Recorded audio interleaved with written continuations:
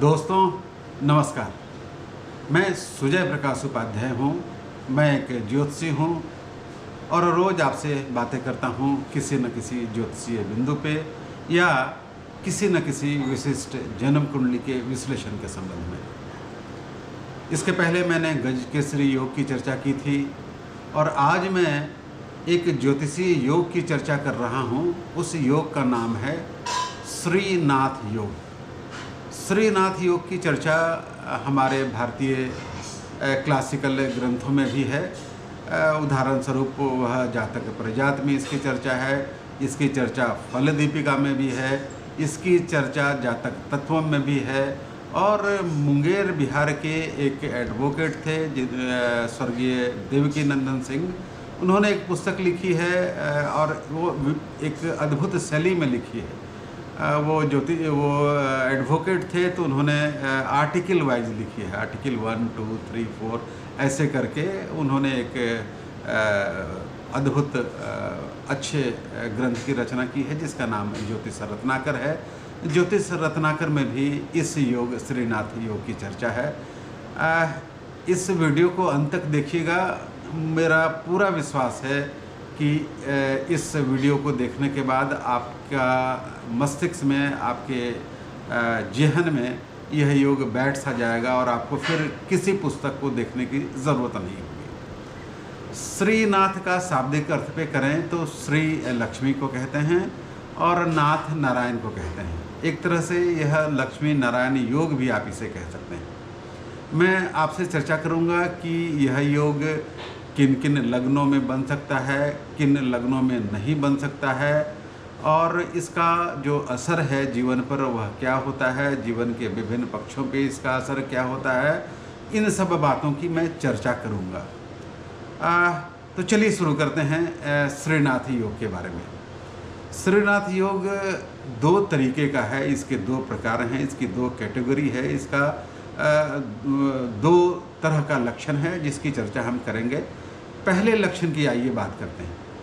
पहले लक्षण, पहले कोटि का जो योग है यह श्रीनाथ योग, उसमें दो बातें हैं। पहली बात तो ये है कि सप्तम भाव का स्वामी, सप्तम भाव आप जानते हैं ना, 1, 2, 3, 4, 5, 6, 7, सप्तम भाव का स्वामी दसम भाव में उच्च का होना चाहिए। फिर से सुनिए, सप्तम भाव का स्वामी दसम भाव में जाकर उच्च का होके बैठना चाहिए, नंबर 1। और दूसरी शर्त जो है वह यह है कि जो दशमेश है वह नौमेश के साथ युति बनाकर बैठना चाहिए। मतलब पहले प्रकार के इस श्रीनाथ योग में दो कंडीशंस का फुलफिल होना जरूरी है, जिसके बाद पूर्ण रूपेण यह योग बनता है। यह योग बहुत ही अच्छा योग है। जहाँ तक धन संपदा, ऐश्वर्य, यश, कीर्ति, गान और सामाजिक प्रतिष्ठा की बात है, यह योग बहुत ही उत्कृष्ट कोटि का योग माना जाता है। पहली शर्त, सप्तम भाव का स्वामी दसम भाव में जाकर उच्च का होकर बैठना चाहिए। दूसरी शर्त, दशमेश मतलब दसम भाव का स्वामी नवम भाव के स्वामी के साथ युति बनाकर, संबंध बनाकर बैठना चाहिए, तब जाकर पहले टाइप का श्रीनाथ योग संपन्न होता है।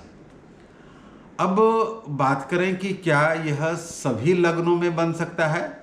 जी नहीं, यह केवल एक लग्न में बनता है, वह है धनु लग्न में। और मैं आपसे बात करूंगा कि धनु लग्न में ही क्यों बनता है और बाकी लग्नों में क्यों नहीं बनता है। आप पूछेंगे कि बाकी लग्नों में क्यों नहीं बनता। अब मेष लग्न को लीजिए। मेष लग्न का जो सप्तम भाव का स्वामी होता है वह शुक्र होता है ना, तुला राशि का स्वामी शुक्र। और मेष लग्न में जो दसम भाव होता है वह मकर राशि का होता है, तो शुक्र मकर राशि में कभी भी उच्च का नहीं हो सकता ना। उसी तरह से वृष लग्न में यह योग नहीं बन सकता। आप पूछेंगे क्यों नहीं बन सकता। वृष योग का जो सप्तम भाव का स्वामी होता है वह होता है मंगल।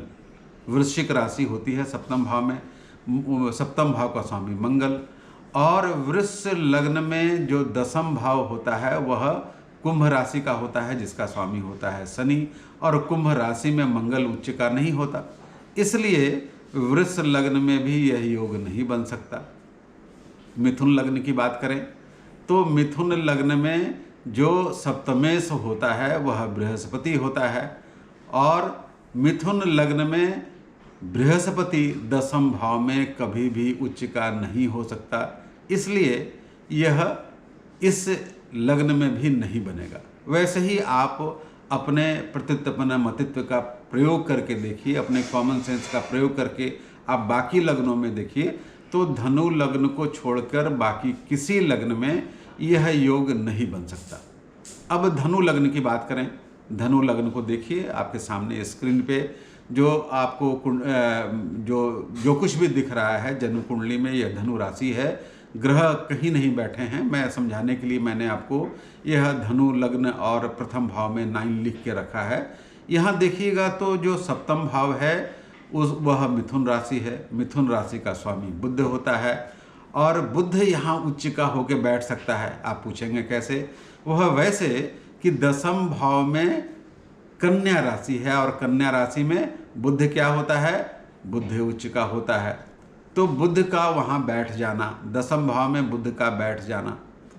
और जो नौमेश है वह सूर्य है, सूर्य का फिर दसमेश से संबंध, यहाँ दसमेश भी बुध है, तो सूर्य का दसम भाव में बैठने से यह योग पूर्ण रूपेण बन जाता है। आइए मैं आपको बताता हूँ। ये है सूर्य, ये है बुध, यहाँ बुध बैठा है, सूर्य यहाँ आके बैठ जाए तो आप देखिए दसमेश के साथ नौमेश का संबंध हो गया, और दसम भाव में सप्तम भाव का स्वामी उच्च का होकर बैठा है, तो बन गया ना श्रीनाथ योग। श्रीनाथ वाले लोग, जैसा कि मैंने कहा, लक्ष्मी नारायण, लक्ष्मी की कृपा तो होती ही है, अकूत धन संपदा होती है, सत्तावान होते हैं, पद प्रतिष्ठा सब कुछ प्राप्त होता है। और ज़रा गौर कीजिएगा, मैं लगभग हर वीडियो में किसी अच्छे विशिष्ट लोगों की कुंडली में एक योग बनते हुए आपको बताता हूँ, उसका नाम मैं कहता हूँ धर्म कर्माधिपति योग। यहाँ पर यह जो योग की जैसे मैंने बात की श्रीनाथ योग की, वह और कुछ नहीं बल्कि धर्म कर्माधिपति योग भी है। अब यहाँ धर्म कर्माधिपति योग भी बन रहा है। कैसे? नवम भाव का स्वामी और दसम भाव के स्वामी एक साथ बैठे हैं, दसम भाव में बैठे हैं, लेकिन यहाँ वह और अधिक बलशाली, सशक्त और मजबूत हो जाता है, क्योंकि सप्तमेश उच्च का होकर बैठा है, दसमेश नौमेश के साथ बैठा है, तो यह प्रथम टाइप की कुंडली आपको बनती हुई बिल्कुल दिखती है। मैंने कहा था इस वीडियो को आप अंत तक देखिए, आपके मस्तिष्क में श्रीनाथ योग बिल्कुल समा सा जाएगा और आप बहुत आसानी से समझ जाएंगे। तो मुझे लगता है कि पहला टाइप जो है श्रीनाथ योग, यह आपने अच्छी तरह से समझ लिया होगा। अब दूसरा टाइप क्या है?